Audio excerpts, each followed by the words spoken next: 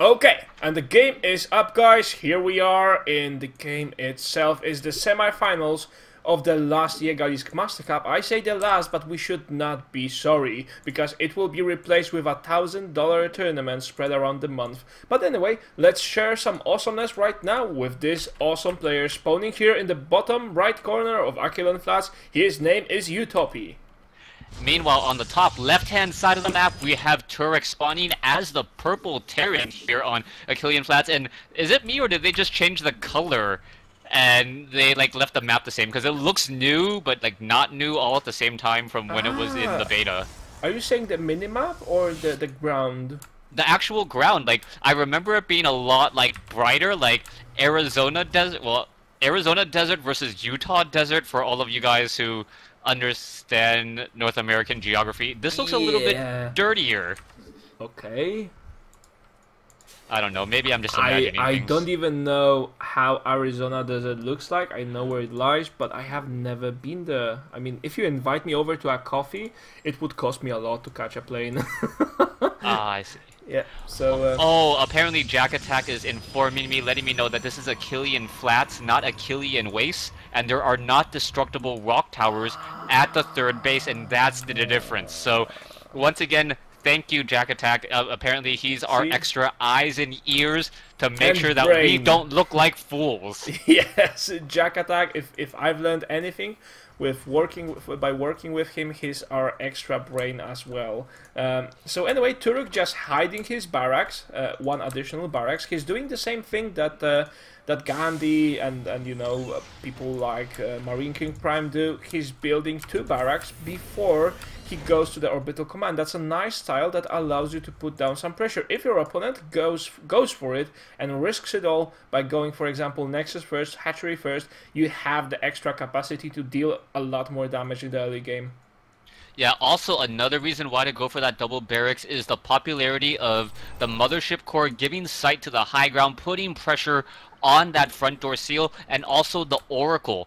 A lot of players are feeling that the simple Marine count isn't enough to deal with that very, very proxy Oracle. It makes Terran players a little bit more beefy. They have more defense to handle any sort of cheese that the Protoss player may try to throw out as well. Exactly. And by the way, on this map there's just so much room for proxies. Oh, you know, proxy Oracle play, the best here, because you get a huge spread on the map and you can just place it anywhere you like. And you know, you won't be placing it in the third of the Terran, but then we have the 5th and 6th bases, and they are just perfect locations for proxy play. Anyway, let's see what the players are doing. Let's sum up the game and let's turn on the music in the game. We have Mothership Core already from Utopi, and he's securing his Nexus. What is the tech choice he will go after that? We are not sure, but we are sure that Turuk is going for a nice aggression here. Yeah, he's going in with a lot of Marines. I wouldn't be surprised if a bunker is placed down, and this is just a way to keep Protoss players honest. Utopi hasn't done any scouting whatsoever, so he doesn't know what's coming in, and here we go. Here's the aggression. The Mothership Core will be well protected since there is that particle cannon or that photon overcharge, but is it going to be enough? Yes, exactly. It doesn't have enough energy. It's still like 5 points of energy, and now Mothership Core just lies in the path. It will have... That's beautiful. Turuk is forcing the Mothership Core to use that photon overcharge in the main, and now he will just back away and do the damage on the natural. That was such an ingenious play, guys. And now the natural is being sieged by Marines. The Mothership Core no longer has energy. It cannot withstand the firepower from Marines. What Turuk has just done is, I would guess, the way to play Protoss. Yeah, that was a very, very clean way to just handle the Protoss player who tries to expand early. You can see Utopi now getting in a lot of gateways. He does have his Stargate. The photon overcharge still in the main, still activated, but no use whatsoever, as we're seeing that the natural expansion most likely will be falling. The SCVs do need an auto repair, and will there be sight up onto the high ground as well? That is going to be important, as the SCVs are going to be able to auto-repair, take down this Nexus, salvage the bunkers, go home with a huge economic advantage. And the reason why Turuk was able to do this is not because he went for some form of cheesy proxy, no. He just went for one additional racks at his base before he went for orbital command. It doesn't delay your economy too much, but it did tons of damage eventually. Yeah, this was absolutely huge. We'll see whether or not Turuk decides to stay. That's going to be a key point. Turuk knows that the longer he stays here with these units, the higher likelihood that he will end up losing this all. So at some point, Turuk is going to say, you know what, I've done my damage, my expansion's already up and running, it's time to get out of here and cut my losses before a giant force walks down that ramp. And by the way, Turuk does a very smart thing. Okay, so what is he going to do to stop me? Ah, he could go Oracle play. And he places missile turrets in his main. That is a natural, that is so smart. And right now Utopi trying to take down the bunkers. At the same time, Micro, the Oracle, is very hard. And that first bunker goes down. Just barely enough Marines, and the Marines will go after the Stalkers that are hurt. And oh, this one just sticks to the edge and survives. Wow. Alright, meanwhile, that Oracle is down to 16 hit points back. It doesn't look like it got in that many kills. No kills at all, in fact, as a second Oracle now gonna come over in and join in on the fight. Turuk, I still believe he should have just took everything and went home, take his ball home, and say, you know what, I've done enough damage. Yo, did you see what just happened? I mean, with this staying here, of course, Turuk has lost the 2 bunkers and Marines inside. But what he has done is he killed like 5 Stalkers. That's enough to pay for what was there. He just did enough, you know, enough damage to stay alive. Because right now, Utopi doesn't have enough forces to deal any significant damage, especially considering the fact that there's a siege tank on the way and there's already one on the field. Yeah, with 2 siege tanks, all the Stalkers are not going to be able to get up there. There's no tech choice for a Twilight Council, and all Utopi can really hope is that he gets very lucky with this aggression. Oracles have a range of 4, not enough compared to the range of 6, as we see them now move in. Yes, and the bunker is being targeted by Oracles. I'm not sure why they do that. They should be focusing on Marines. And Utopi going for it, but his force just got obliterated. And they are heavily damaged right now. Just need to retreat, lick their wounds, and try to make a comeback. But I imagine that by now Utopi is in such a bad spot that, you know, taking down this reactor probably the best thing he can hope for. Yeah, it's already on fire. It's gonna hurt a little bit. It takes 50 seconds to rebuild one, so that is a game of seconds. Oh, the SCP gets there just in time. Wow, it looks like Turuk is just on top of this game. There's only a 9 supply discrepancy, and there is also a 5 worker discrepancy, but there is also mules, which is gonna give Turuk the extra boost he needs going into the mid-game. Exactly right. And the Oracles are in the base. I'm not sure what they are doing there. Probably trying to go for some damage. And he sees, schmucks, I have just lost my opportunity to take down the reactor. And it's not looking good for Utopi at all. He's now going for Robotic Facility. And he's going to make just an Observer. And he's also going for Twilight Council. So is he trying to go Blink Stalker? Or he'll be trying maybe to go for Dark Templars? Well, at this point, I'm not sure what Utopi is trying to do. He needs to make something happen. It feels like he's actually all over the place. He is trying to expand, or he's trying to tech in 2 different routes at the same time. He only has 5 production buildings, and many of them aren't being utilized or being used whatsoever. So this is going to hurt, as we now see a large group of Marines and siege tanks on the move out across the field. Oh, and the Oracles go down. That's so unfortunate. He shouldn't waste them on the Marines. He may have used them while his main force was engaging that of the Terran. And for now, we just have this single Observer making its way across the map to check what is there in the Terran's base. Alright, that Terran's base does have a natural expansion. There is, I believe, another command center being placed down, but all the actions at the front door. Marines able to take apart a couple of units. There are force fields. A mothership core is in position, and it needs to save up that energy. Once it gets up to 100, you can bet that Nexus will be fighting back. Yes, but for now, it's still like 10 or 12 seconds away. There's a lonely Immortal. We don't want Immortals to be lonely, and it just barely survives. Marines could go for it, but they don't. they don't have stim. Oh my god, those Marines don't have stim or shields. Yeah, these are pretty much naked Marines. The Mothership Core does have that Photon overcharge now. The Siege Tank just out of range, and it's just going to be a little bit of a battle between the two there. As you see the Siege Tanks trying to attack up onto the high ground. Overshields doing their job protecting those Immortals from the very, very dangerous Siege Tank cannons. But then again, there are plenty of Marines to remove those shields. Oh, there's a Void Ray on the way. Already one is on the field, but you know, with so many Marines, that Void Ray will just go down oh so quickly. It's not enough for Utopi to hold this. A Siege Tank line is just looking so handsome, and Utopi is just on his back foot right now. But right now you can see the Void Ray coming around from the top. This is going to cause a split. The Marines need to take care of the Void Ray, and then all of a sudden the Immortal should be able to come in. This might be a very, very good push here. The Siege Tanks are going down, and Utopi looks like he's going to be able to at least clean up the Siege Tanks and perhaps everything else with a beautiful, beautiful flank from that Prismatic Alignment Void Ray. Nice. That was very well done. The Marines are there to counter the Immortals and the Void Ray. The Marines were there countering the Immortals, and then the Void Ray with that Prismatic Realignment dealing, I believe, what, 32 damage a second, able to rip through all of those Siege Tanks, and now Turuk is going to be on the receiving end of a couple of blows. Exactly. So Turuk just trying to defend right now. He's onto the defensive position, but he already has his third that I'm not so sure he can. Well, he could hold to if our friend Utopi would go for aggression, but he doesn't. So Turuk should have no worries securing this third.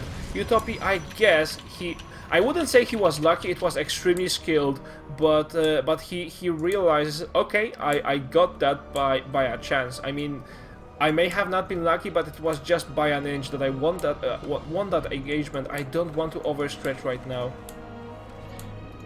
Yeah, I'm gonna actually try to turn down my microphone levels because everyone's explaining. I don't hear you right now. It's working good. Yeah, you seem to be cracking. I can't hear you right now at all. Still no luck. Anyway, let me know when you're back. So Utopi right now, he's having a blast, he's having a fun. He has 2 high tempers, and the upgrade for the storm has been completed, so he will have 4 storms in total. However, I'm not sure how much storms will be useful against a mech-based army. He should go for more Void Rays, probably for more Immortals, and some Archons, and you know, he's just right now at the edge of extinction, I would say. In the background he expanded, but I would say that once those 2 armies clash, Utopi will have trouble going back to the game. But then I'm all and eager to be surprised again by his superior micro. Alright, mic check, can you hear me now? Barely. Let me tune up the volume and then I'll be able to hear you fine. So give me a second, please. I have you tuned down like 4 decibels, so try now. Alright, can you hear me now? Yeah, a lot better, so let me tune that up again. Alright, meanwhile we have Hellions running into the third base, able to do a lot of cleanup there. Turuk coming in with old school Wings of Liberty style harassment and cleaning up at that third base. Worker kill count 10-4. Harvester count is fairly even, only a 7 worker difference, and at this stage in the game, I believe we're gonna go into the late game. Both players are so sieged up that one player cannot engage the other without completely destroying their own army. So this is going to be, you know, all for all sort of a scenario. And we already see that Turuk is going for Taurs and Vikings, and this will make the Air Force of Utopi so much less viable. Because, first of all, Void Rays are not so good against Taurs. The damage itself is awesome against Taurs, but Void Rays have this tendency of staying too clumped up. And when something is too clumped up, then the splash damage that the Taurs do is just too much for the poor Void Rays to handle. Now, the question is, will the high tempers be enough? I'm not sure. Utopi is just keeping them alive. He could transform them into Archons, but he wants to have the storms for at least a couple of shots before he does that.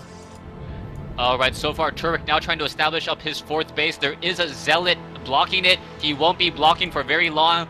He's getting a nice gentle sauna bath from those Hellions there. And able to take it down very quickly as Turuk now coming in with 17 Hellbats. Those Hellbats will do a number on those Zealots. Oh yes, the Zealots are pretty much useless against Hellbats. Now, the best counter against Hellbats, I believe, is just Immortals. You could also go with Archons. I mean, anything that just is huge, has a big bosom, because then it takes so much space that the Hellbats' area of effect damage is not so effective anymore. Yeah, and also Hellbats are biological units, so that is a double-edged sword. It can get healed by Medivacs, but it also takes additional damage from those Archons. As we see a Zealot run by in the 3rd base of Turuk, it looks like all the SCVs have run away, and the Zealots are just trying to take down a refinery now. Yeah, imagine a storm straight into this worker line that's there.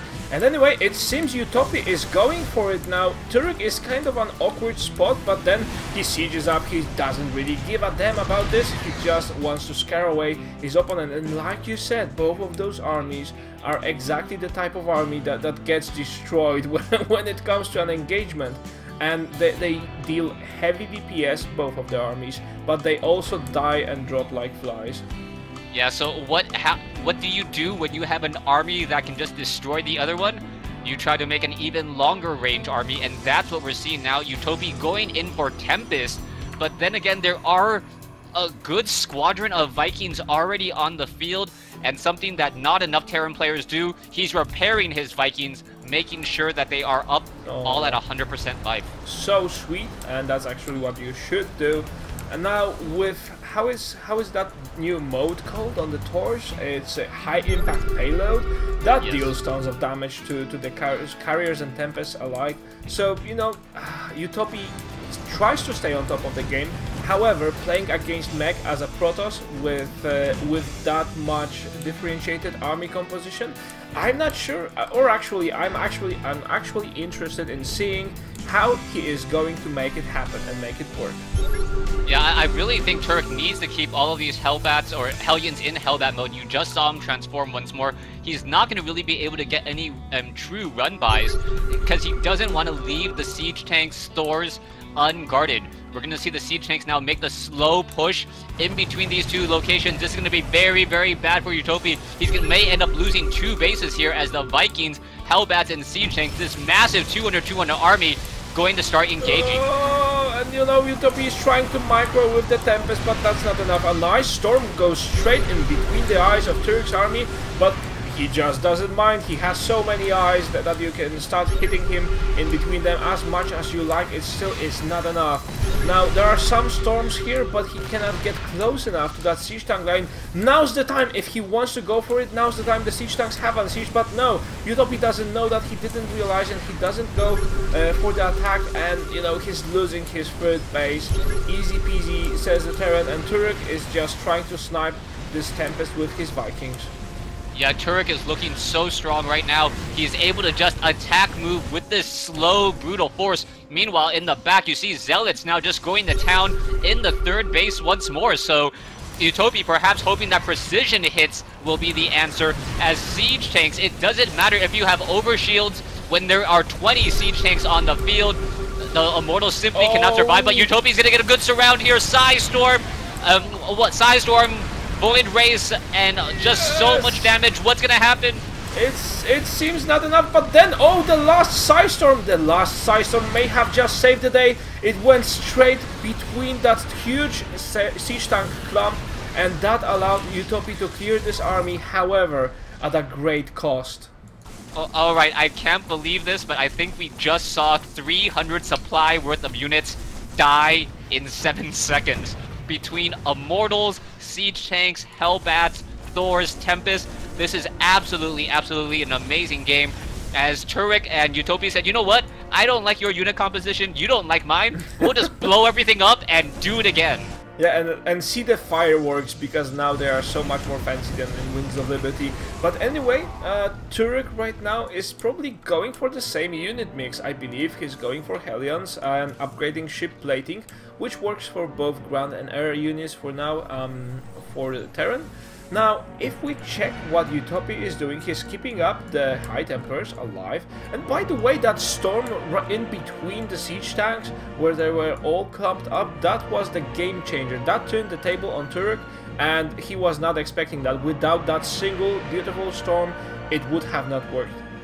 Yeah, the amount of damage that Storm did, siege tanks are immobile. They take the full 80 damage sitting there. It's like, hey, it's raining outside, and it's kind of actually like zapping me to death. Maybe I should move, but they can't move. They're stuck there. They're entrenched for 4 seconds. And they're like, okay, as long as there isn't a second Psy Storm, I think I'm gonna... And a second Psy Storm comes, and they all just evaporated. Exactly, that's enough damage to kill off a siege tank. So anyway, what do we have? We have 5 Thors producing at the same time, as well as 6 Vikings. So in fact, Turuk is on he's rolling right now. He's in his best macro mode that we could ever see, and he just needs to secure some additional bases. But for now, he can. Oh! Did you see that? Did you see that nice storm here? Oh, Turuk wasn't expecting that, and it's changing to an Archon right now just to deal some, perhaps one zap more, but no, it didn't work. Yeah, this is where you look at supply, you're like, okay, 179 versus 151, they're pretty even. The problem is that and I'm gonna say this is a problem, is Utopi has 33 more probes than Turuk has SCVs. So if you take a look at the army composition, Turuk can almost just move with his army because he's almost double in size. I don't know if Turuk realizes it, but there's going to be a small window of opportunity where he can engage and then just out-trade his opponent. Exactly, and why is that? Turuk just traded some of his workers and he replaced them with units, and you know, he can keep up his mineral harvesting because he has mules. Anyway, oh, this pylon just cancelled a couple of warpins from Ire. And Turuk is moving back. He wants a perfect engagement. Oh, there are not too many Void Rays, and they just go down oh so quickly. Will there be storms? That was a perfect moment for storms. Yes, there are. But the Turuk's army just retreats and goes another way. Yeah, the Vikings take a little bit of damage there. Not much. They're all in the yellow or green still, as we now see them flanking down. The problem with the mech army is that it's much slower. Those stores move at a crawl, a 1.88. But they are really beefy, as here we go, we may come in for another flank. The Vikings are in the ground mode, they can't fly away. This is not looking good as the Void Rays try to clean up the Vikings once again. And where are the storms? Now you need them, Utopi. Place down the storms, release your wrath upon the Turuk's army. But it seems Utopi right now will just lose this base. He cannot match his opponent in army supply. 62 against 162. This is exactly what you mentioned. Without so many workers, you can just afford a bigger army and just throw bigger guns at your opponent. Yeah, it will not necessarily bigger guns, it's just more guns at this opponent. And at this time, there's not much that Utopi can really do. Even if Utopi trades 1 for 1, which is a blessing, Turuk is just going to have more units to follow up. Yeah, but it turns out Utopi with the Immortals will stay alive long enough, or will he? No, he doesn't. I think we'll be seeing a GG momentarily. Turuk with a beautiful play with mech. He is on the run right now, trying to take the game, and you know, it seems that Utopi doesn't have much space to do anything else. He's just trying to do those relentless run-bys, which I, you know, value him for so much, trying to take down as many workers as he can, but that works in favor of Turuk right now. He has the bigger army, he will have even more space for making more units. Yeah, Turuk now with his 5th orbital command, 5 mules at a time if he wants. He's been doing a lot of scanner sweeps, so his income isn't that, or is still just double his opponent.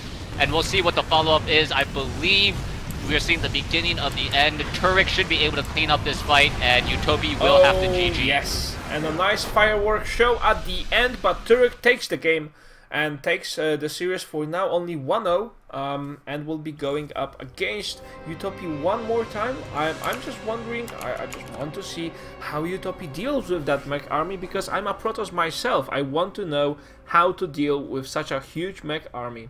So anyway guys, we'll be going into a quick break, let the players host the game, and we'll be back soon after that. Reminder, after the finals are over, after we know who's the champion, we will give away a free Heart of the Swarm copy for those of you who are watching. Not everyone unfortunately, but for one lucky person from the chat and from watching this live. You will just need to follow us, you will need to reply on the chat, hey, I'm here, I'm watching this actively, to claim your copy, but it's as simple as that.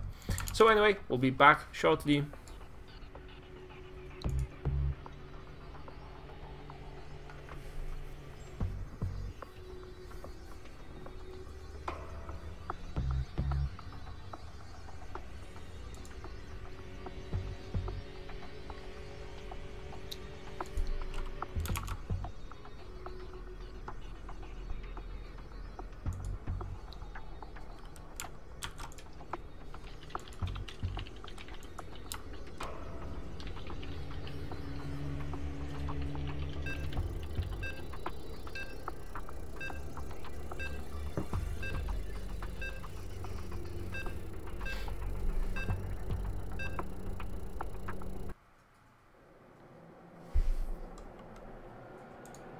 Crota, I see you have just asked how your voice is. I think it's amazing.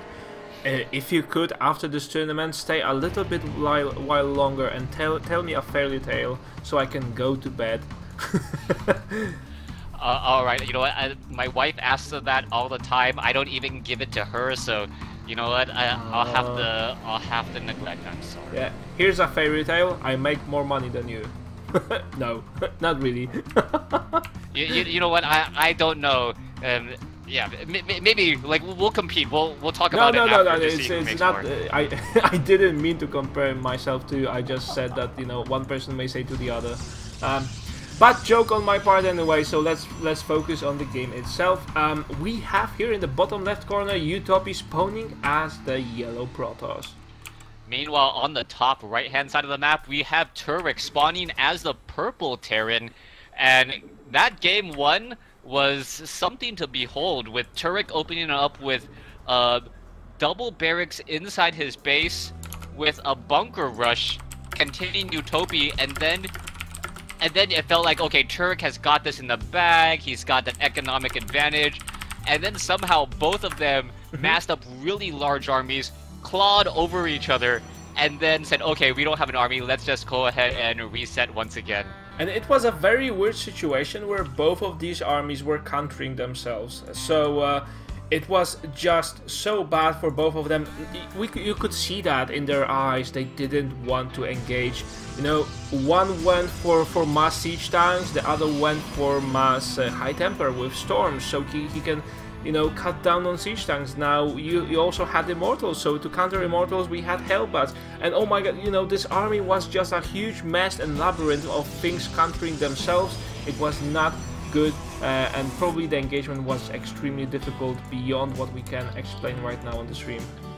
Alright, well, everyone is asking you to update the score so that Turuk is up 1-0 in this series, and I'll let you go ahead and do that as I take a look into Utopi's base, and he's once again going for that very gas-intensive build that a lot of Protoss players are going. And this is a dangerous thing as a Terran player to scout. You're like, okay, I see you go double gas. You can go Mothership Core with Stalkers, Twilight Council, or you can go Stargate with Proxy Oracle, or if you want to get really confusing on me, you can go 3-gate with Colossus, no range, and walk into my base. Yeah. I need to scout again and figure out what you're doing, or burn a scanner sweep. And don't you think that is the beauty of Heart of the Swarm, just the amount of scouting that you need to do to confirm all that information? In Wings of Liberty, you would see the gas timing. Oh, you place down your gas on, you know, 4 minutes. That means you're going build X. That's it. All scouting that you need to do in Wings of Liberty, because the game got so stable. Now there's so many options, and you know, this will not change. The options will still be there. You will need to reconfirm and reconfirm and reconfirm over and over again to make sure what your opponent is going for in the early stages of the game. Exactly. I mean, that's one of the elements that makes StarCraft so good. People, they make the comparison to chess, even though it's not that good of a comparison. But at the same time, um, unlike chess, you actually have to see what your opponent is doing. In Wings of Liberty, you could almost, after you scout at 2 minutes, you didn't really need to come back until like the 5-minute mark. Now, when you scout at 2 or 3 minutes, you need to come back at 3, come back at 4, come back at 5, constantly be updating and constantly scout out as we now see the Mothership Core coming in to harass Turuk. Oh, and there are only 2 Marines to defend that, but it seems enough. The Mothership Core has to run away, otherwise it will just disappear in anguish of fireworks. The blue one's my favorite. Yeah, but then again, anytime you can trade 60 shield points on a Mothership and 30 hit points for a Marine, that could be a decent trade as long as you don't repeat it too often, as once more the Mothership Core comes in. There's the Time Warp, and I think someone in Team Liquid actually stated that it's really not that big of a difference in terms of how many minerals you lose, because they don't actually slow the mining of the SCV, it's just the walking in between. That's true. I have recently came to a similar conclusion during a stream. I think I was casting with you then, because I wanted to show, oh, now he drops the Time Warp, see how his income drops. And the income stayed the same. So I said, oh, you know, a bad point on my side, but it turns out that this dropping of Time Warp on your mineral line is more of an annoyance than an actual economical damage. Yeah, if you can drop it on the mule, maybe that will be like, oh, okay, I gotta move the mule to somewhere else because it's on time life. But as if the Mothership gets back to 200 energy, then you go, okay, you know what? That was a good move by Utopi. He got maybe 75 minerals out of that, and he already is at maximum energy anyways. So we'll see what's gonna be happening here. Both players don't really seem to be that aggressive at this stage in the game, and they're just playing it very, very conservatively. I would say that's out of the respect they have for each other. Now we have 2 Widow Mines on the field, sorry, 4 Widow Mines in total, and even more being produced. I kinda see Turuk going for some 2 base, yes, this is it. So he's going for a 2 base drop with Widow Mines. Now, people normally throw in 2 Hellions in the mix, just to confuse the opponent. So, oh, is it a Hellion drop? Oh my god, and then you just miss those little blokes that are the Widow Mines, and they bury down and deal tons of damage to your mineral line. Yeah, we're gonna see the Widow Mines get dropped off. Talk about just an absolutely devastating drop here. There is the drop, and the Widow Mines are gonna be burrowing themselves. They are all activating, and there goes 1, 2, 3 shots. 6 workers already killed, as they're getting all picked back up, all but 1, I believe. Yes, and well, I think this is getting very old, but I can say Medivac escapes. I think recently casters have been using that term quite a lot with the addition of boosters. But anyway, Utopi also has an observer inside Turuk's base, so he sees that Turuk again is going for mech. So what will he go for? He goes for charge, upgrades, and Templar archives. So it seems that Utopi is convinced that, you know, Charge Lot, Archon, and Immortal Army is the answer when you're facing mech. Yeah, Charge Lot Archon, very strong. It gives you a way of dealing with the Hellbats. It helps you absorb a lot of the damage that would normally be done through the siege tanks. And it's just a very, very good balance in terms of cost. Archons obviously cost a lot of gas. Meanwhile, Zealots, you seem to be able to spam them for absolutely free at times. All you need to do is wait 28 seconds for the cooldown, and the Medivac pilot is not going to be able to escape here. Nope, it looks ahead, sees a whole bunch of units sitting there, and goes, you know what? I better back off. Where was it? I missed that on the. Oh, it's back to the left at like the 9 o'clock position. Here it is. Sitting next to an observer. I think, you know, 2 stalkers would be enough to shut that down. Actually, it would 2 stalkers and a sentry. I think the damage is only 26 off of those. So we'll see. We may actually test this in theory. No, Turuk decides to back off. But he goes with the Widow Mine and burrows it here. Come on, that's so cheap. There's an observer here. It will notice everything, you silly. Alright. Oh, there's 1 shot. It's down to 16, and it is yeah. So at this point, both players are just like, you know what? Uh, let's see what's gonna be happening. What's going on? Oh! Oh! I'm gonna shut down that with my rocket! And that didn't really work. Okay, for those of us, if you don't understand what happened, Widow Mines can't attack cloaked units unless they're revealed. Yeah. So Turuk, noticing the slight flicker on the observer, decided to scanner sweep. And the Widow Mine's like, oh, I see an observer, I'm gonna shoot it down. Yeah. And then shot down the medevac as well, so... It's a classic. I mean... but I think by now, most of the low health units in Terran's army is just freakishly afraid of the Widow Mines. Because we have seen so many situations, even in major tournaments, where for example, you know, the SCVs would be repairing a bunker, and then a Widow Mine comes and everything goes down to pieces. And, you know, we just saw another application of how to misuse your Widow Mine. Yeah, it's one of those things where if you're not careful, if you don't understand the timing on Widow Mines, they can do more harm than good. Yes, they are a very strong unit, but professional players have already been able to say, you know what, I'm just gonna run a single Zealot through your Widow Minefield and then have the Widow Mines destroy your bunker. How do you like that? And you know, it does a really good job. Yeah, you're exactly right. And oh, the Hellions are doing so much damage here. Oh my god. Did they clear anything? No, they did.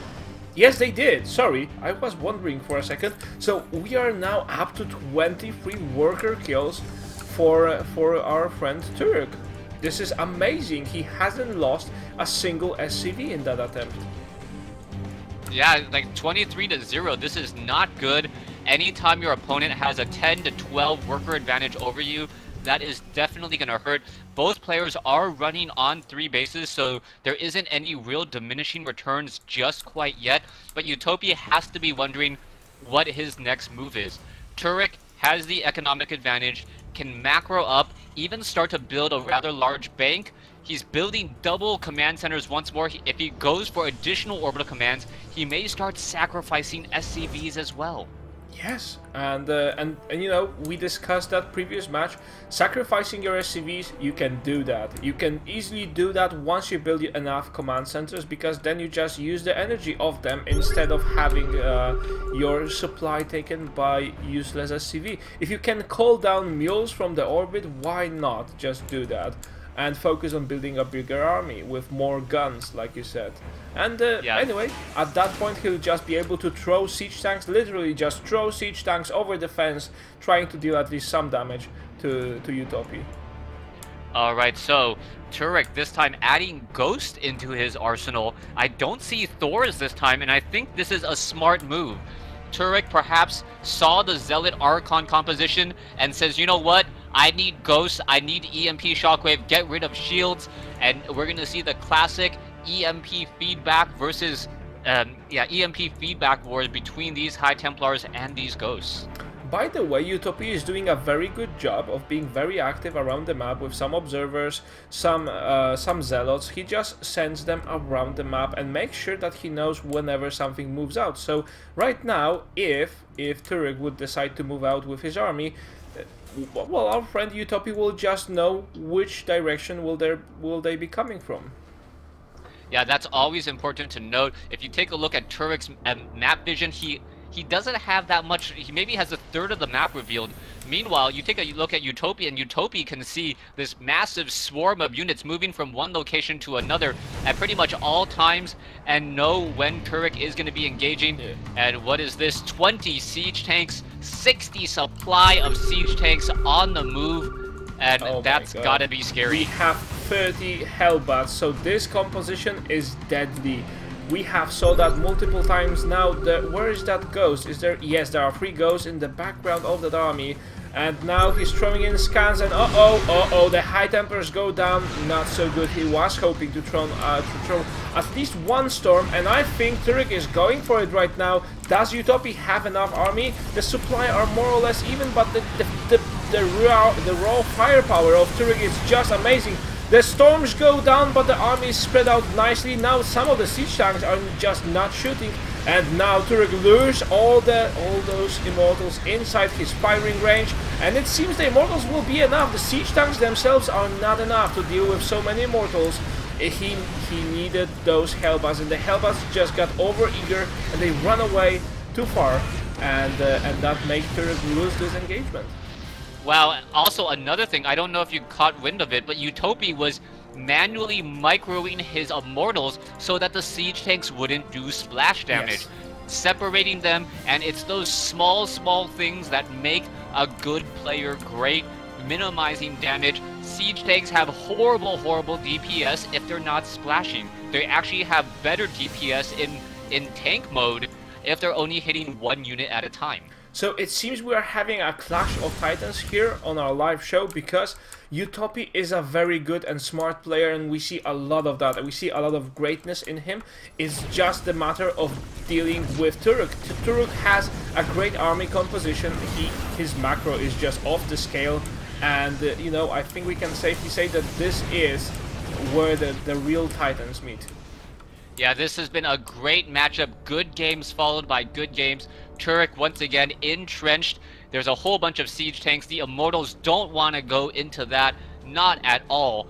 And once more, we are sitting on 3 bases to 4, and Utopi needs to figure out where he can gather resources, and it looks like it will be on the bottom right-hand side. Yeah, it seems so.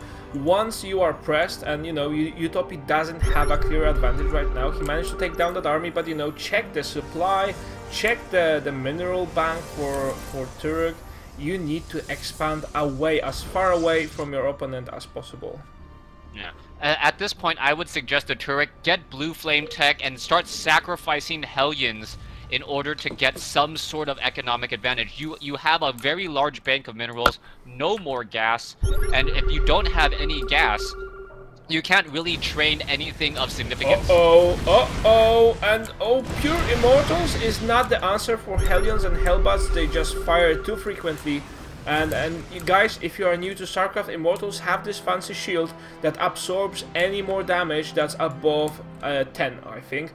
And you know, with Hellions, Hellbats shooting so often, that absorption doesn't do as much as against siege tanks, for example.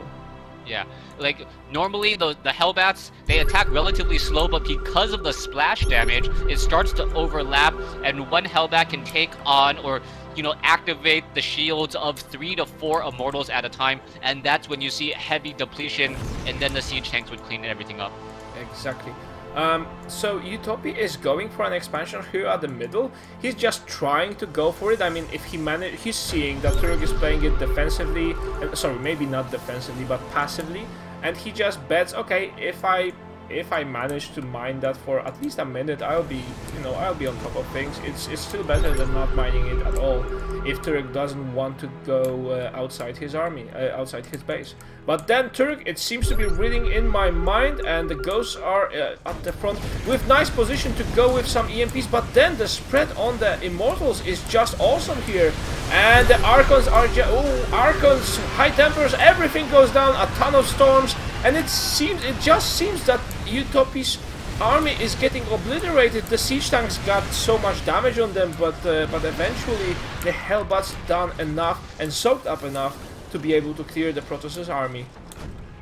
Alright, siege tanks gonna roll on into the gold mineral patches now, and it looks like Turuk is gonna get a free expansion before it even returns any sort of gold in any significant manner. Meanwhile, Archon's coming in on the far side. Another expansion will be lifting off, and this is a strange situation. If Turuk can finish the game up in the next 3 minutes, he'll be golden, but Utopi does have this base in the bottom right, so it is 4 bases to 3, or actually 3 bases to 2 right now, as Turuk only has his natural barely operating, and this 3rd base over here with only 7 workers.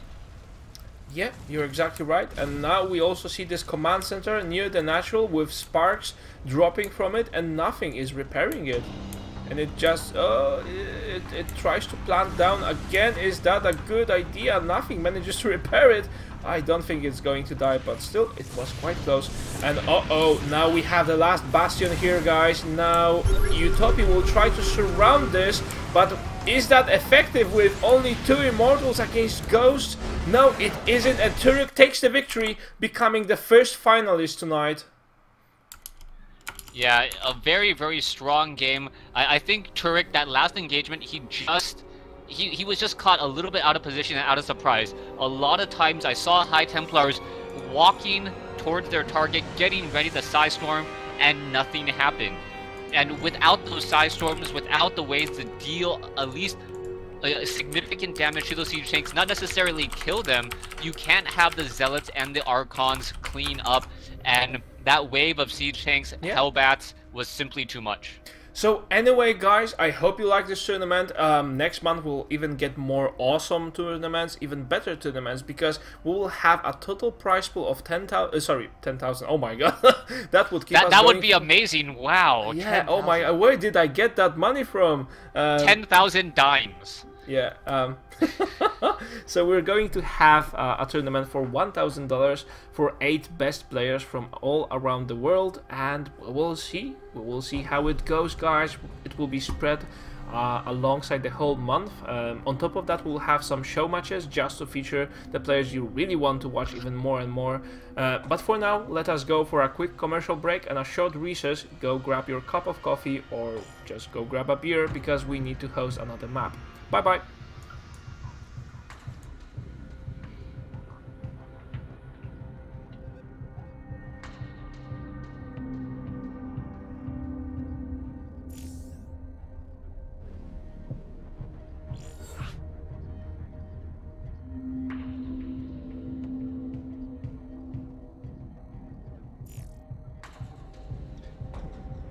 Yes, I can.